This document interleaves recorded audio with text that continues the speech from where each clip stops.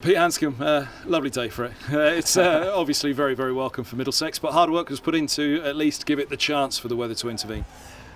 Well, yeah, absolutely. It's lucky for us, or good for us, that the rain did come. But I think the way we were batting and the way that Maxi and Robbo there were going about it, I think there's a fair chance we were also going to defend this game and bat it out. I think we got no reason not to think that. They were batting both in their individual ways. Maxi had put his shots away and was just defending the house down, and Robbo was just playing his natural game in his bubble, going about it and batting beautifully. So yeah, I see no reason why we couldn't have got the draw, without the weather intervening. I asked you about Robbo last week for England. He's done it this week against Broad, Fletcher, Pattinson. I mean, that was a mighty attack that he's just done that against. How good was that innings?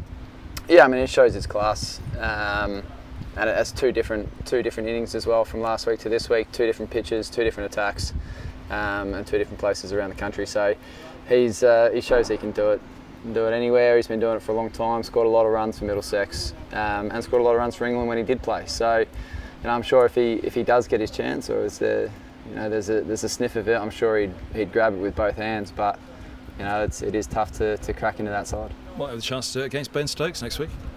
Well, yeah, if he does it next week as well, then it always is good to make runs in front of the captain. So yeah, we'll see how he goes. Felt good for yourself as well. 48 in this innings. It wasn't to be the 50, the home 50, but on the back of Hove last week as well. It must have felt good for you.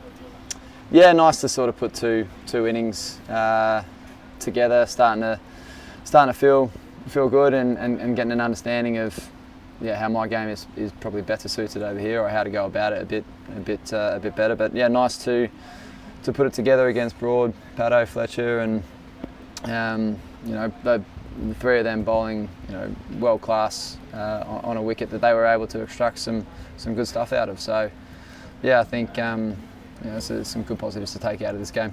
At performance levels, it wasn't the same relentless level it's been for Middlesex at this stage of the season. Equally, it didn't drop that far, but the benchmark was one word used by Alan Coleman, wasn't it? That Nottinghamshire, they're a very strong side, so you have to be on top form when you play against them. Absolutely. We're priding ourselves on our identity that we want to have this year, and a part of that is being ruthless, being relentless, and giving the opposition absolutely nothing. And we've accepted that. Yeah, we didn't do that this game.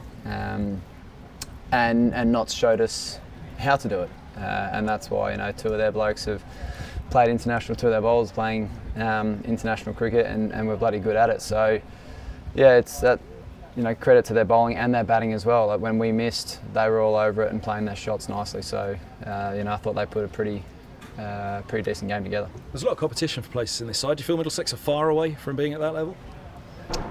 At the level that Notts set the benchmark for this game?